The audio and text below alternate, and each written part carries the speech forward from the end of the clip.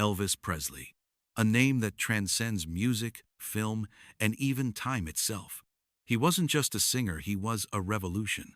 The pompadour, the curled lip, the swagger on stage. Elvis was the embodiment of post-war American rebellion, sex appeal, and superstardom. With over 1 billion records sold, a string of blockbuster films, and a fan base that spanned the globe, Elvis was crowned the king of rock and roll. And for decades, the crown fit. But what happens when the crown becomes a cage? Few knew that behind the walls of Graceland, the king was unraveling. The lights dimmed, the crowds faded. And what remained was a man haunted by silence, prescription bottles, and an overwhelming sense of being trapped in a world he no longer recognized.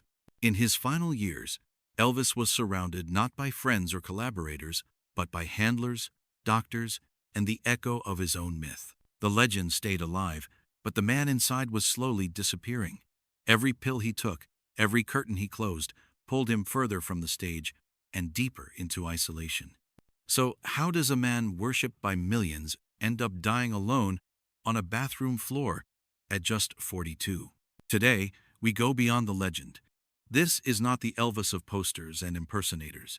This is the untold story of a man crushed beneath the weight of his own fame, of a king who never got to take off the crown. Before the screaming fans, the Las Vegas spotlights, and the golden jumpsuits, Elvis Presley was just a quiet, slender boy born in a 2-room house in Tupelo, Mississippi. He came into the world on the 8th of January, 1935, but not alone. His twin brother, Jesse Garon Presley, was stillborn. That loss, though rarely spoken about in public, would cast a long, quiet shadow over Elvis's entire life. He would later say he felt like a part of him was missing from the beginning, a ghost that walked beside him, unseen. His family was poor, painfully so. Vernon, his father, did odd jobs and was once jailed for check fraud, leaving the family further burdened. Gladys, his fiercely protective mother, was the emotional center of Elvis's world. They were inseparable. She doted on him and raised him with a mix of deep religious values and constant worry, which gave Elvis a complicated relationship with guilt, love, and loyalty. Music was his escape. Gospel choirs at church, blues pouring from Beale Street in nearby Memphis, country songs on the radio, these were the voices that formed his identity long before he ever picked up a guitar. But it wasn't just music that shaped him, it was silence. The silence of hunger, the silence of loss, the silence of being different in a southern town where conformity was survival. Elvis was a shy child, often described as polite, awkward, and unusually emotional. Teachers remembered him carrying a guitar to class, but speaking little. When he performed for the first time in school at age 10, he shook with nerves, but when the applause came, something clicked. For the first time, he was seen. And that feeling, it never let him go. Later, when the world would call him wild and provocative, few would connect that image to the boy who once wore eyeshadow in high school, not for fashion, but to look like his movie idols. He was mocked, ostracized, even beaten for standing out, but he never stopped standing out. In some way, maybe he was always trying to become someone big enough to fill the space his brother left behind, or someone loud enough to drown out the quiet ache of being unseen. The boy from Tupelo would soon rise to change music forever. But the fragile core of that boy, his need to be loved, protected, and understood, would remain buried beneath every rhinestone-studded suit he ever wore. By the time Elvis Presley was 21, he had already lit a cultural wildfire across America. In 1956, he released Heartbreak Hotel, a haunting, bluesy ballad that hit #1 and stayed there. That same year, he made his national television debut, and the world changed overnight. The way he moved, the way he looked into the camera, the way he fused gospel, country, blues, and something entirely his own. Elvis wasn't just performing music, he was becoming a movement. Girls screamed, boys imitated, parents panicked, religious leaders condemned. Television networks demanded the cameras film him only from the waist up. Elvis wasn't just shaking his hips, he was shaking the moral foundation of 1952nd America. With hit after hit, Don't Be Cruel, Jailhouse Rock, Hound Dog, He dominated charts and airwaves. Hollywood soon came calling, and he starred in over 30 films, most of which critics dismissed but fans adored. His face was on lunchboxes. His voice poured out of every jukebox in the country. The king had arrived. But even as the world adored him, Elvis was already beginning to fracture under the weight of his own creation. His fame was not organic, it was engineered. At the center of it all was his controversial manager, Colonel Tom Parker, a man who saw Elvis less as an artist and more as a product to be maximized. Parker restricted his touring to the U.S., took a massive cut of earnings, and pushed Elvis into repetitive, uninspired film roles that Elvis privately loathed. Behind the glamour, Elvis was trapped in a gilded cage of overexposure and overwork. He craved artistic growth. He wanted to be a serious actor, to sing gospel on his own terms. But he was told, time and again, stick to the formula. The Elvis machine had to keep running. Then came the military draft. In 1958, at the peak of his fame, Elvis was shipped off to Germany.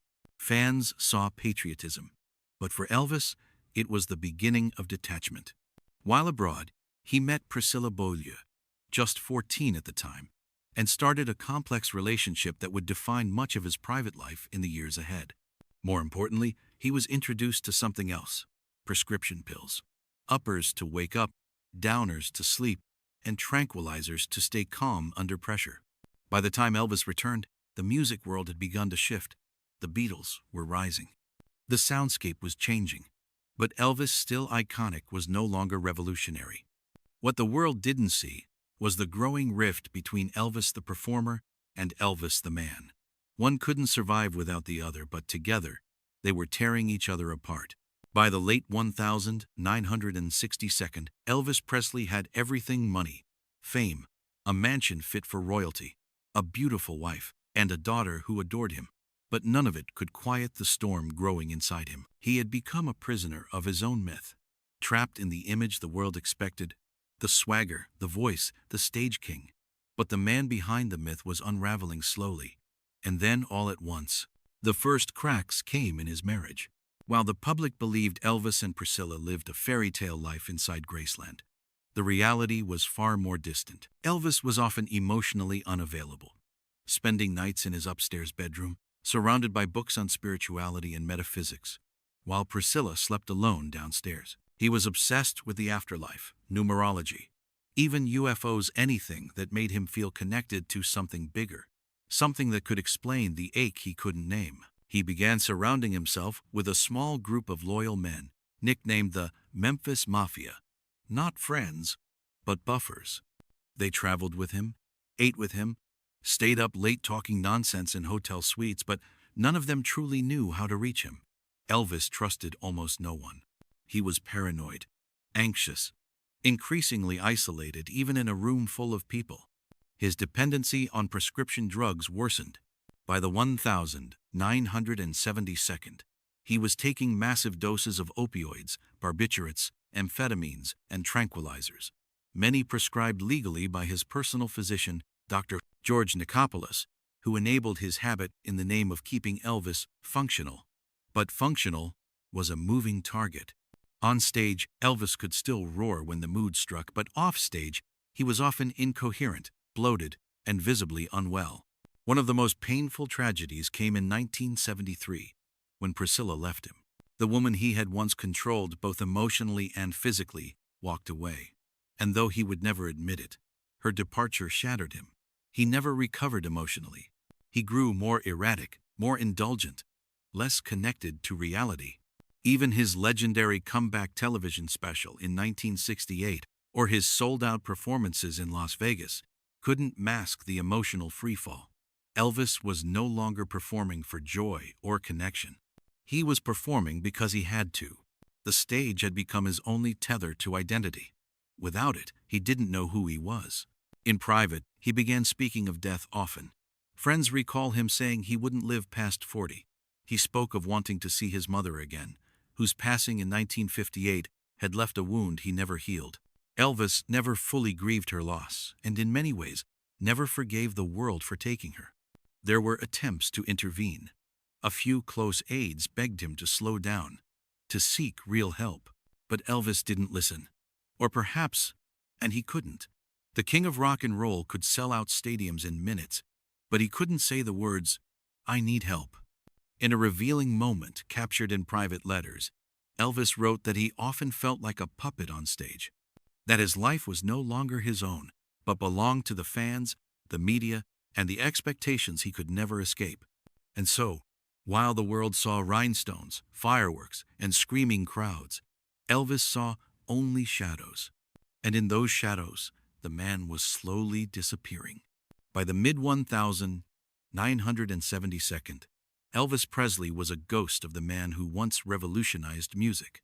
His once slender frame had ballooned, his speech was often slurred, and his radiant stage presence flickered unpredictably. Yet night after night, he still took to the stage sweating, trembling, gripping the microphone like a lifeline, desperate to keep the myth alive. Graceland, his beloved mansion, had become less a sanctuary and more a gilded prison. Friends and staff spoke of an upstairs kingdom, a private floor in the house where Elvis lived like a recluse. Only a select few were ever allowed up there. Even his daughter, Lisa Marie, rarely ventured into that space without permission.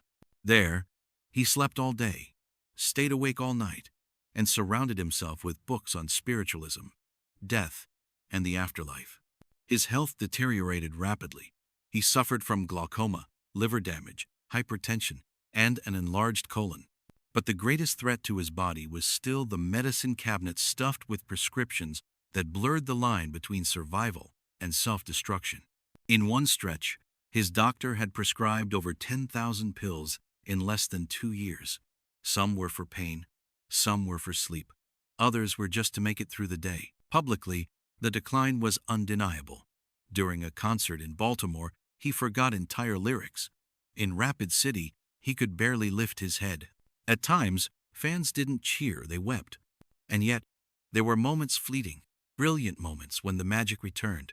In 1977, just weeks before his death, he sang an aching rendition of Unchained Melody. Seated at a piano, sweating profusely, his fingers trembling, he delivered a performance so raw, so desperate, that even the band was moved to tears. It was as if, for those few minutes, Elvis was no longer performing. He was pleading.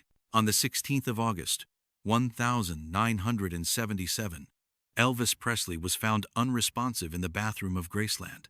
He was just 42 years old. The world gasped. News broke like thunder. Fans sobbed in the streets. The king was gone. But the tragedy wasn't just that Elvis died young. It was that he died alone, surrounded by staff, fame, wealth, and yet utterly alone. Not a friend by his side. Not a family member holding his hand. Just a closed door, a handful of pills, and the unbearable silence he had been running from his entire life. His funeral was massive, his legacy immortal. But those closest to him couldn't help but wonder if Elvis Presley had been allowed to be just Elvis. Would he still be here? Elvis Presley left behind more than a legacy of gold records, sold-out arenas, and iconic white jumpsuits. He left behind a question that still lingers in the air. What does it really mean to be the king? To the world, he was a cultural titan, the man who gave rock and roll a face, a sound, and a hip shake that shook an entire generation. His voice crossed racial, social, and generational lines. He made millions feel seen, heard, alive. But for Elvis, the title came with chains. Beneath the rhinestones and roaring crowds was a man begging for normalcy, a son still mourning his mother, a father who barely saw his daughter, a lover who never quite learned how to love without control, a seeker of God who got lost in addiction, a man who could not tell where Elvis Presley ended and the king began. His story is not just about fame, it's about what fame takes. It's about how a boy from Tupelo, Mississippi, with a soft voice and a deep heart, became the most famous man on earth, and in the process, lost the right to simply be. But even in tragedy, his influence echoes. Generations of artists, from the Beatles to Eminem, cite Elvis as a pillar of their sound. Graceland remains a place of pilgrimage. And every time Can't Help Falling in Love plays at a wedding, Or a child discovers jailhouse rock for the first time, Elvis lives on.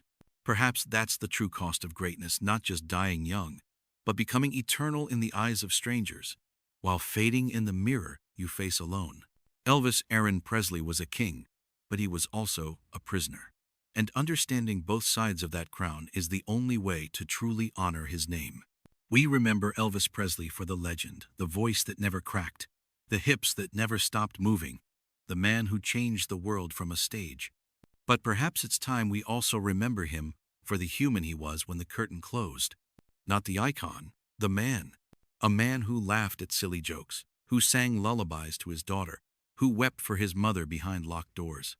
A man who, in the end, was looking for something we all seek: peace, purpose, and someone who truly understood him. If his story moved you, if it made you see past the glitter and into the shadows, share it. Because behind every legend, there's a human story that deserves to be told. And if there's another untold legacy you think the world needs to hear, drop their name in the comments below. Because behind every crown, there's a cost.